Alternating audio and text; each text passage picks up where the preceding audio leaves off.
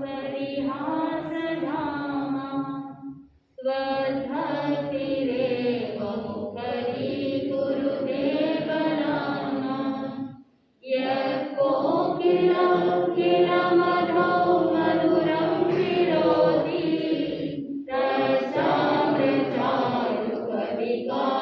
करे कहेतु रसामृचारुकविकानि करे कहेतु।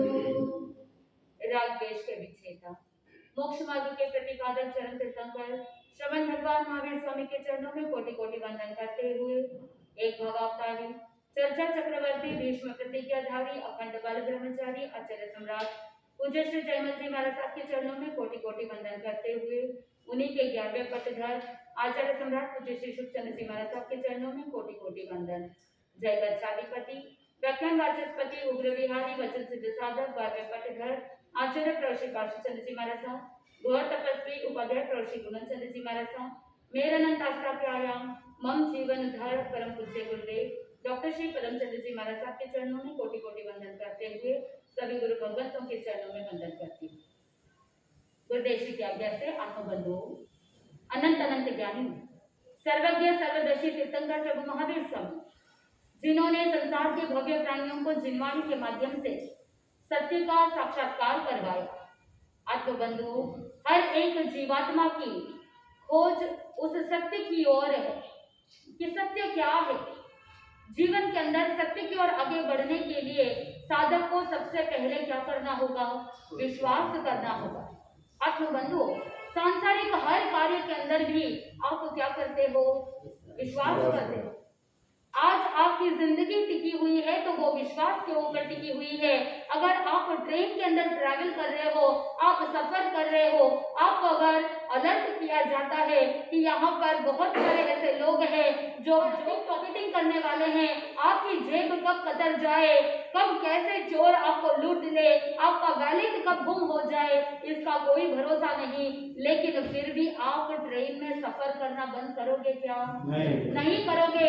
आपके मन में वो दृढ़ विश्वास होगा कि मेरे कर्मों के ऊपर ही मुझे विश्वास है और मेरे अगर देवगुरु धर्म की कृपा रही, पुण्यवानी रही तो कोई बाल भी बांका नहीं कर सकता। इस विश्वास के साथ ही आप क्या करते हो? सफर करते हो। बिजनेस के अंदर भी बहुत बड़ा रिस्क होता है, लेकिन फिर भी आपके मन में अपने आप पर विश्वास कि मैं ये कार्य कर पाऊंगा और उसी विश्वास के साथ आप आगे बढ़ जाते। घर के अंदर नौकर काम करते हैं, क्या कोई व्यक्ति उस नौकर के पीछे पीछे दौड़ता रहेगा?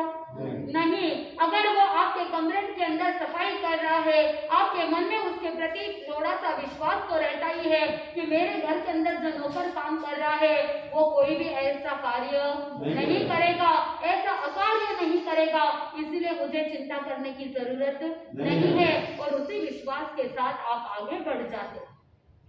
ऑफिस के अंदर भी जितने भी एम्प्लॉइज काम करते हैं उन एम्प्लॉइज के ऊपर ही वो पूरा कंपनी टिका हुआ रहता है।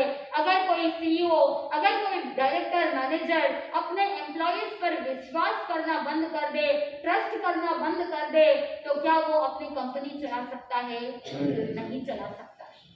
सांसारिक सभी कार्यों के अंदर आप एक दूसरे पर विश्वास करते हो। घर परिवार के अंदर भी रिश्ते अगर टिके हुए हैं तो वो किसके कारण से? विश्वास के कारण से टिके हुए हैं। अगर कोई एक दूसरे के ऊपर अविश्वास करना प्रारंभ कर दे तो वहां पर रिश्ते टिके हुए नहीं रहेंगे। आपके बंधु सांसारिक जीवन में आप हर पल, हर क्षण, हर कार्य में विश्वास को दर्शाते हो, लेकिन क्या कभी प्रभु की वाणी पर ऐसा विश्वास जताया है? क्या प्रभु की वाणी के ऊपर इतनी श्रद्धा करी है कि निश्चित रूप से भगवान की वाणी जो है वो त्रिकाल सत्य है और प्रभु महावीर स्वामी की जो वाणी है वो मेरे जीवन को उद्धार करने वाली है, मेरे लिए हितकारी है, कल्याणकारी है, इसीलिए मुझे उसका अनुसरण करना चाहिए। क्या ऐसा विश्वास आपने कभी जीवन में जागृत किया? क्या कभी जीवन के अंदर सत्य का साक्षात्कार करने के लिए पुरुषार्थ किया? ये स्वयं को चिंतन करना है, क्योंकि जब तक साधक सत्य की ओर आगे नहीं बढ़ता है तब तक जीवन के अंदर आत्मा का साक्षात्कार होना बहुत मुश्किल हो जाता है। ज्ञानी जन कहते हैं दशकालिक सूत्र के चौथे अध्ययन के अंदर बताया जाता है कि जीव जब झूठ बोलता है, असत्य बोलता है, तो 4 कारणों से असत्य बोलता है।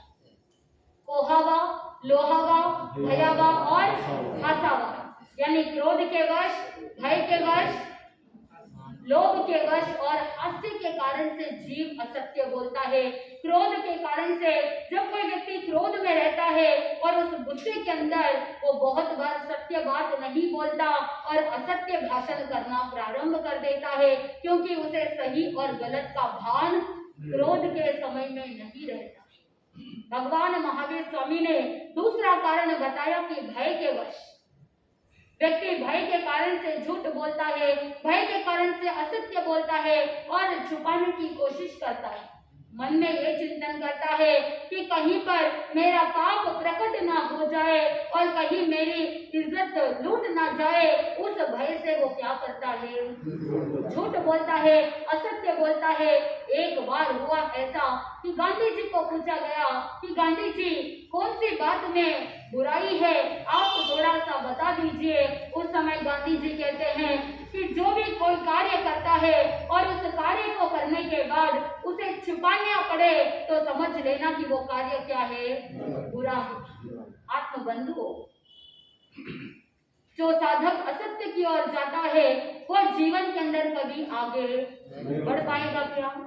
नहीं बढ़ पाएगा। कहते हैं कि क्रोध को आंख पीछे होती है और भय को आंख आगे होती है और लोभ को कोई आंख होती ही नहीं, क्योंकि जब कोई व्यक्ति लोभ के कारण से झूठ बोलता है तो उसके लिए कुछ भी दिखाई नहीं देता, उसको तो सिर्फ क्या दिखाई देता है, लोभ दिखाई देता है और लोभ के पीछे रहे हुए लाभ दिखाई देता है। इसीलिए ज्ञानी जन ने कहा कि लोभ को कोई आंख नहीं होती और क्रोध को आंख कहाँ होती है, पीछे होती है, क्योंकि क्रोध करने के समय में कुछ भान नहीं रहता, लेकिन क्रोध के बाद उसको केवल पश्चाताप रहता है। इसीलिए आंख क्या है, पीछे रहती है। बाद में आंख खुलती है कि मुझे गुस्सा नहीं करना चाहिए था और गुस्से में मुझे उलझलूल नहीं बोलना चाहिए था। और भय को हमेशा आंख आगे रहती है, यानी वो हमेशा भविष्य के बारे में चिंता करता है, उसके मन में हमेशा आगे की चिंता बनी रहती है, आगे का भय बना रहता है। इसीलिए वो हमेशा आगे का सोच करके झूठ बोलने लग जाता है। आत्मबंधुओं, जो साधक असत्य भाषण का त्याग कर लेता है, मोटे झूठ का त्याग कर देता है, वो श्रावक के दूसरे अनुव्रत की ओर अग्रसर हो जाता है, यानी मृषावाद का त्याग कर लेता है। और जो साधक सत्य की ओर आगे बढ़ता है वो ही अपने भीतर दृढ़ विश्वास को जागृत करते हुए, जिनवाणी के प्रति श्रद्धा जागृत करते हुए निरंतर उत्तरोत्तर आगे बढ़ जाता है। आत्मबंधुओं, भगवान महावीर स्वामी के जीवन चरित्र को सुन रहे हैं और हमने पिछले प्रवचन के अंदर सुना था कि किस तरह से गोशालक ने अपने वाचालता के कारण से उस वेशिकायन तापस को क्या कर दिया था, अपने बार बार चिढ़ाने के कारण से, बार बार उसे छेड़छाड़ करने से, बार बार बोलने के कारण से उसे क्रोधित कर दिया और उसने तेजोलेश का प्रहार कर दिया। और भगवान महावीर स्वामी उसके रक्षक बने और शीतल तेजोलेश के कारण से उसे बचा लिया।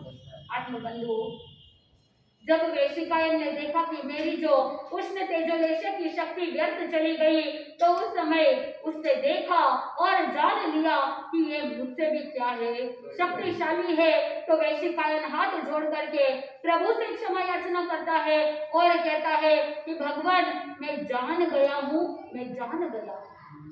अब गोशालक को बात समझ में नहीं आई कि आखिर वेशिकायन तापस ने ऐसा क्यों कहा कि मैं जान गया हूँ, मैं जान गया हूँ। उस समय वो भगवान से पूछता है कि भगवान, उस जुओं के शय्यातर ने ऐसा क्यों कहा? आत्मबंधुओं, भगवान महावीर स्वामी कहते हैं कि जब हम सिद्धार्थपुर नगर से विहार करते हुए पूर्व ग्राम में आ रहे थे तो तुमने वेशिकायन तापस को देखा और मुझसे तुम पीछे रह गए, तुमने मेरा साथ छोड़ दिया और पीछे रह करके तुमने बार बार उसे छेड़छाड़ करते हुए कहा कि तुम जुए के घर हो, तुम जुए के घर हो। और उसके कारण से वो जो बाल तपस्वी वेश्याकायन है वो क्रुद्ध हो गया, क्रोधित हो गया, गुस्से के आवेश में आकर के उसने क्या किया, उसने तेजोलेशा का प्रहार किया और मैंने शीतल लेशा का वापस प्रतिकार करते हुए उस उष्ण तेजोलेशा को वापस उसे लौटा दिया और तुम्हारी रक्षा हो गई, तुम्हारे प्राण बच गए।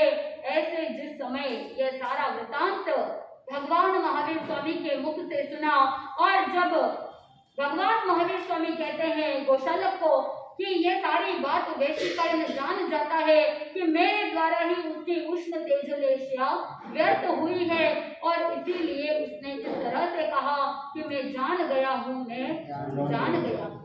आत्मबंधुओं, जब भगवान महावीर स्वामी के मुखारविंद से उनकी शीतल तेजोलेशा के बारे में सुनता है तो गोशालक भयभीत हो जाता है, लेकिन अपने आप को बड़ा सद्भागी समझता है कि मैं ऐसे महान गुरु का क्या हूँ, शिष्य हूँ, और वह अपने आप को धन्य समझता है। लेकिन आत्मबंधुओं, वास्तव के अंदर गोशालक का ये सद्भाग्य ही है कि भगवान महावीर स्वामी उसके रक्षक बने, नहीं तो पूर्व के जैसे अगर भगवान महावीर स्वामी ध्यानस्थ खड़े रहते, अपने ध्यान साधना में तल्लीन रहते तो फिर गोशालक की रक्षा होती क्या, नहीं हो सकती। आत्मबंधुओं, अब भगवान महावीर स्वामी और गोशालक उस पूर्व ग्राम से कुछ समय व्यतीत करने पर सिद्धार्थपुर नगर की ओर विहार करते हैं। विहार करते करते रास्ते में वो उस स्थान तक पहुंच जाते हैं जहां पर मैंने आपको बताया था पूर्व प्रसंग के अंदर कि गोशालक ने उस तिल के पौधे के बारे में प्रश्न किया था। अब वो गोशालक को याद आ गई वो बात कि यही वो स्थान है जहां पर तिल के पौधे के बारे में मैंने पूछा था। और उसी समय भगवान महावीर स्वामी को प्रश्न करता है कि भगवान, आपने तो कहा था कि यहाँ पर एक तिल का पौधा फलेगा और जो 7 पुष्प है उन 7 पुष्पों के जीव वहां से मर करके उसी फली के अंदर 7 तिल के दानों के रूप में उत्पन्न होंगे। लेकिन प्रभु, यहाँ पर आपकी बात क्या हो गई, मिथ्या हो गई, क्योंकि यहाँ पर तो कोई तिल का पौधा नजर नहीं आ रहा है, ना तो यहाँ पर तिल का पौधा है, और जब तिल का पौधा ही नहीं है तो फिर वो 7 फूल जो है वो 7 दानों के रूप में उत्पन्न होना तो पूर्ण रूप से क्या हो गया, असत्य हो गया है। इसीलिए भगवान, आपकी बात, आपकी भविष्यवाणी झूठी हो गई। आत्मबंधुओं, उस समय भगवान महावीर स्वामी ने कहा, गोशालक, जिस समय तुमने मुझे उस तिल के पौधे के बारे में प्रश्न किया, तुमने मेरे से सारी बात जानी, उसी समय तुम मुझे मिथ्यावादी ठहराने के लिए धीरे धीरे चलते हुए तुम पीछे खिसक गए और उस तिल के पौधे को जड़ से उखाड़ करके फेंक दिया। लेकिन भविष्यवक्तावश जो उस तिल के पौधे के बारे में मैंने तुम्हें बताया था कि वो फलेगा, तो वहां पर जहां तुमने तिल के पौधे को फेंका था वहां पर गाय चरने के लिए आई थी और उस गाय के खुर के कारण से तिल के पौधे की जो जड़ें हैं उसका जो मूल है वो मिट्टी के अंदर धंस गया। और संयोग देखो कि उस समय बहुत भयंकर बारिश हुई, पृथ्वी और पानी की अनुकूलता पा करके वो तिल का पौधा वापस क्या हो गया, जीवित होकर के बढ़ गया। और जहां पर तुमने उस तिल के पौधे को फेंका था वो तिल का पौधा फला है और उसके अंदर फूल भी लगे हैं, और जो 7 फूलों की बात कही थी उस एक फली में 7 दाने भी क्या है, सुरक्षित है। भगवान की वाणी सुनी, लेकिन गोशालक के मन में विश्वास नहीं हुआ। भगवान के प्रति वो बड़ा अविश्वासी था, उसके मन में श्रद्धा नहीं थी, इसलिए वो जहां पर तिल का पौधा फेंका था वो वहां पर जाकर के उस तिल के पौधे के निकट जाता है और वहां उसकी फली को तोड़ देता है। फली को तोड़ करके उस फली को हाथ से मसल करके दाने निकाल करके गिनना प्रारंभ करता है, और जैसे ही गिनता है तो पता चला दाने कितने हैं, 7 दाने हैं। और जैसे ही 7 दानों को देखा, पहले से ही पूर्व में बहुत सारी ऐसी घटनाएं घटी जिसके कारण से उसके मन में नियतिवाद की बातें बैठ गई थी। अब वो और क्या हो गया, पक्का हो गया। वो सोचने लगा और एक नई धारणा प्रारंभ कर दी कि सभी जीव मर करके उसी शरीर में उत्पन्न होते हैं जिसमें वो मृत्यु को प्राप्त करते हैं। ये गौशालक का जो मत है, उस मत का परिवर्त परिहारवाद है कि वो ऐसा कहता है कि सभी जीव मर करके क्या होते हैं, उसी योनि में, उसी शरीर में उत्पन्न हो जाते हैं। आत्मबंधुओं, ये उसका एकांतवाद का सिद्धांत है, उसका ये नियतिवाद का सिद्धांत है। और उसने इस धारणा को साथ में जोड़ दिया और इस धारणा को उसने नाम दिया परिवर्त परिहारवाद। आत्मबंधुओं, वहां से अब भगवान महावीर स्वामी को प्रश्न करता है कि भगवान, जो वैशिकायन तापस को तेजोलेशा की लब्धि प्राप्त हुई है, भगवान आप कृपा करके बताइए कि तेजोलेशा की लब्धि कैसे प्राप्त होती है, कैसे उसकी साधना की जाती है। तो भगवान ने उसकी विधि बताते हुए कहा कि अगर कोई साधक बंद मुट्ठी में जितने उड़द के बाकुले आए उतना खा करके और चुल्लू में जितना पानी भर सके उतना पानी पी करके बेले बेले की तपस्या करे और निरंतर 6 महीने तक तपस्या करते हुए साथ में खड़े होकर के सूर्य के सम्मुख रहकर हाथों को ऊंचा उठा करके सूर्य की आतापना लेवे, तो उसे क्या होता है, संक्षिप्त या विपुल मात्रा में थोड़ा या बहुत तेजोलेशा लब्धि की प्राप्ति हो जाती है। अब भगवान महावीर स्वामी से तेजोलेशा की प्राप्ति की विधि तो सुन ली और गौशालक ने उस विधि को विनय पूर्वक स्वीकार भी कर लिया। अब क्योंकि उसके पास नियतिवाद पक्का हो गया है, उसके मन में अलग प्रकार की असत्य धारणाएं बैठ गई है और साथ में तेजोलेशा को प्राप्त करने का साधना विधि भी प्राप्त हो चुका है, तो अब वो भगवान महावीर स्वामी के साथ नहीं रह सका। वो भगवान महावीर स्वामी से हमेशा के लिए पृथक हो जाता है, अलग हो जाता है और गौशालक वहां से श्रावस्ती नगरी में पहुंच जाता है। श्रावस्ती नगरी में एक कुंभकार की शाला में जाकर के 6 महीने के लिए तेजोलेशा लब्धि प्राप्त करने के लिए तपस्या करना प्रारंभ करता है। बेले बेले काढ़ा करता है और काढ़ने के अंदर मात्र मुट्ठी भर उड़द के बाकुले और चुल्लू भर पानी पी करके काढ़ना करके पुनः बेला करता है और सूर्य की आतापना लेते हुए भगवान महावीर स्वामी की बताई हुई विधि के अनुसार 6 महीने तक तप और आतापना के बल पर गौशालक ने तेजोलेशा सिद्ध कर ली और अब तेजोलेशा लब्धि तो प्राप्त हो गई। अब उसकी परीक्षा करनी है। वो सोचता है कि मुझे शक्ति प्राप्त हुई है तो कितनी प्राप्त हुई है, इसकी परीक्षा करनी चाहिए। तो परीक्षा कैसे करे? तेजोलेशा जो होती है वो क्रोधावेश के अंदर ही फोड़ी जाती है। अब स्वयं को अभी उस सिचुएशन में क्रोध तो आ नहीं रहा, जानबूझ करके क्या लाना है, गुस्सा लाना है। तो उसके लिए उसने क्या किया, वो जाकर के कुएं के पास जाता है और वहां पर एक पनिहारी घड़ा भर रही थी और गौशालक उस पनिहारी के घड़े को जोर से पत्थर मारता है और घड़े को फोड़ देता है। जैसे ही पनिहारी ने देखा कि उसका घड़ा फूट गया है, गुस्से के अंदर गालियां बकती है, इतनी ज्यादा गालियां बोलती है कि गौशालक को गुस्सा आ जाता है और उसी गुस्से के अंदर तेजोलेशा का प्रहार करता है। आत्मबंधुओं, एक निरपराधी स्त्री के ऊपर तेजोलेशा का प्रहार, ये गौशालक का अविवेक है और उस अविवेक के कारण से वो जो स्त्री थी उसकी हत्या हो गई। जैसे बिजली गिरने पर मनुष्य मर जाता है, ठीक उसी प्रकार तेजोलेशा के प्रहार से वो पनिहारी भस्म हो गई। आत्मबंधु, अगर गौशालक के अंदर विवेक होता तो अपने तेजोलब्धि की परीक्षा एक सूखी लकड़ी के ऊपर भी कर सकता था, लेकिन उसने क्या किया, उस निरपराधी स्त्री के ऊपर परीक्षा करी।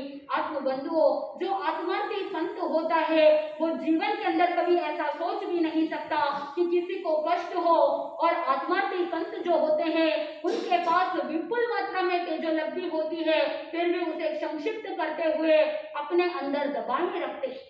आत्मबंधुओं, इधर दूसरी तरफ गोशालक जब बलिहारी को भस्म कर देता है, लोगों को जब पता चला तो वो भयभीत होने लगे और उसे शक्तिशाली महात्मा के रूप से जानने लगे और अब लोगों के बीच में उसकी प्रसिद्धि फैल गई। सभी लोग उसे शक्तिशाली महात्मा कहने लगे और गोशालक का अभिमान भी बढ़ता गया कि देखो मैं तो शक्तिशाली क्या हूँ, महात्मा हूँ। पहले तो एक साधारण भिक्षु था लेकिन अब मैं क्या बन गया हूँ, शक्तिशाली महात्मा बन गया। आत्मबंधुओं, आगे से आगे बढ़ते बढ़ते जब एक बार उसे भगवान पार्श्वनाथ के ऐसे 6 शिष्य मिलते हैं जो संयम से चित्त होकर के अपनी आजीविका चलाते हैं, लेकिन वो जो 6 शिष्य थे वो अष्टांग निमित्त के भयंकर पंडित थे, इतने निष्णात पंडित थे कि उनके निमित्त ज्ञान के द्वारा ही वो आजीविका चलाते थे। आत्मबंधुओं, वो 6 शिष्यों के नाम ऐसे हैं: शान, कलिंद, कर्णिका, अग्निवेशायन, अच्छिद्र और होमायु पुत्र अर्जुन। ये 6 शिष्य ऐसे थे जो अष्टांग निमित्त के पंडित थे। आत्मबंधुओं, कालांतर के अंदर गोशालक के साथ इन 6 शिष्यों की प्रेम भावना बढ़ी और इन 6 शिष्यों के साथ गोशालक ने अष्टांग निमित्त का ज्ञान सीख लिया। पहले से ही उसके पास उसका एक नियतिवाद का मत है जिसको आजीवक मत के नाम से वो चला रहा था और साथ में अब निमित्त का ज्ञान भी प्राप्त हो गया। पूरे गांव के लोगों को, नगर नगर के लोगों को वो हानि लाभ, सुख दुख और जीवन मृत्यु के बारे में बताता और इन 6 बातों के लिए अष्टांग निमित्त का ज्ञान बताते हुए वो सिद्ध वचन निमित्तक भी बन गया था। एक तरफ तेजोदेशा की लब्धि है और दूसरी तरफ निमित्त का ज्ञान भी है। इन 2 असाधारण शक्तियों के कारण से उसके भीतर और ज्यादा अभिमान बढ़ गया, प्रसिद्धि इतनी फैल गई कि वो स्वयं को क्या मानने लगा, तीर्थंकर मानने लगा, महान मानने लगा। और क्योंकि लोगों को तो जानना होता है कि भविष्य में क्या हानि लाभ होने वाला है, भविष्य में क्या सुख दुख की घटनाएं घटने वाली है, जीवन मृत्यु के बारे में जानने की लालसा होती है।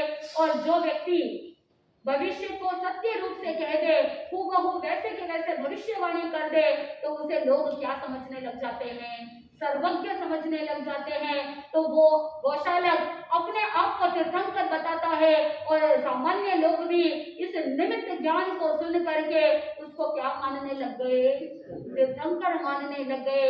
अब वो आजीवक मत का तीर्थंकर बन करके आगे से आगे विचर रहा है। दूसरी तरफ भगवान महावीर स्वामी उस सिद्धार्थपुर से आगे विहार करते हुए वैशाली पहुंचते हैं। जब वैशाली के अंदर उद्यान में ध्यान कर रहे होते हैं, वहां के कुछ बालक लड़के भगवान महावीर स्वामी को कुछ भूत पिशाच समझ करके डर करके उनके ऊपर परेशान करने के लिए पत्थर फेंकते हैं, तंग करते हैं। लेकिन उस वैशाली नगरी का राजा शंख वो पहचान जाता है भगवान महावीर स्वामी को और वहां जाकर के उन्हें रोक देता है, प्रभु को खूब वंदन नमन करता है, सत्कार करता है। आत्मबंधुओं, वैशाली से आगे विहार करके भगवान वाणिज्य ग्राम में पहुंचते हैं और वाणिज्य ग्राम के अंदर भगवान महावीर स्वामी का पदार्पण जैसे ही होता है, उधर भगवान पार्श्वनाथ का एक अनुयायी आनंद नाम का श्रावक होता है जो निरंतर बेले बेले की तपस्या करता है, आतापना लेता है और उसी के कारण से उसे अवधि ज्ञान की प्राप्ति होती है और अवधि ज्ञान को प्राप्त हुआ। साथ में जब पता चलता है कि भगवान महावीर स्वामी पधारे हैं, तीर्थंकर प्रभु पधारे हैं, तो वो स्वयं दर्शन करने के लिए जाता है और भगवान से कहने लगता है कि भगवान आपका शरीर और आपका मन वज्र के समान है, क्योंकि आपने जीवन में इतने सारे उत्सर्गों को सहज रूप से संभाव के साथ सहन किया। वास्तव के अंदर आपका शरीर और मन वज्र के समान है, इसीलिए आप अभी तक क्या हो, टिके हुए हो। ऐसा कह करके वो आनंद श्रावक कहता है कि भगवान आपको शीघ्रातिशीघ्र केवल ज्ञान की प्राप्ति होने वाली है। आत्मबंधुओं, प्रभु को उसने वंदन किया और वो वहां से चला जाता है। भगवान महावीर स्वामी वाणिज्य ग्राम से आगे विहार करते हुए श्रावस्ती नगरी पहुंचते हैं और श्रावस्ती नगरी के बाहर उद्यान के अंदर भगवान महावीर स्वामी ध्यानस्थ खड़े होते हैं। 4 महीने तक वहां पर 10वां चातुर्मास श्रावस्ती नगरी में करते हैं और श्रावस्ती नगरी के चातुर्मास के दौरान विविध प्रकार की तपस्या करते हैं, विविध प्रकार के आसन के साथ ध्यान साधना करते हुए 4 महीने का चातुर्मास व्यतीत करते हैं। और अब देखना यह है कि भगवान महावीर स्वामी 10वां चातुर्मास पूर्ण करने के बाद कहाँ विहार करते हैं, कौन से गांव में जाकर के भद्र महाभद्र आदि प्रतिमाओं को धारण करते हैं और आगे इस 11वें वर्ष के साधना काल में कैसे संगम देव उन्हें एक रात्रि में 20-20 उपसर्ग देता है, तो हमें जानना है, पहचानना है और मन के अंदर दृढ़ विश्वास करना है कि जीवन में हमारे जितने कष्ट आते हैं, भगवान महावीर स्वामी के जीवन के कष्टों के सामने वो एक चींटी के बराबर भी नहीं। उनके जीवन में जितने उपसर्ग आए उसमें से 1% भी हमारे जीवन में कष्ट है क्या? नहीं है। जब भगवान महावीर स्वामी नहीं घबराए, हम तो उनके भक्त हैं, हम तो उनके अनुयायी हैं, तो हमें डरने की घबराने की कोई आवश्यकता नहीं है, क्योंकि हमारे मन में प्रभु के प्रति श्रद्धा है, प्रभु के प्रति आस्था है और वही आस्था, वही विश्वास, वही श्रद्धा हमें जीवन में आगे बढ़ाएगा। तो आप अपने जीवन में विश्वास जागृत कीजिए, प्रभु के प्रति श्रद्धा जागृत कीजिए, प्रभु की वाणी को अनुसरण कीजिए, जिसके माध्यम से जीवन के सभी संकटों को दूर करने की हिम्मत बनेगी। और आचार्य सम्राट पूज्य श्री शिवचंद्र जी महाराज साहब अनेकों बार कहते थे, हिम्मत की कीमत होती है, जो हिम्मत करता है उसी के जीवन की कीमत होती है। तो आप जीवन में धैर्य रखें और श्रद्धा भक्ति भावना के साथ आगे बढ़े, ताकि इस भाव पर भाव आनंद की प्राप्ति हो सकती है। इसी मंगल भावना के साथ आनंदी आनंद बोले श्री जैन धर्म की जय।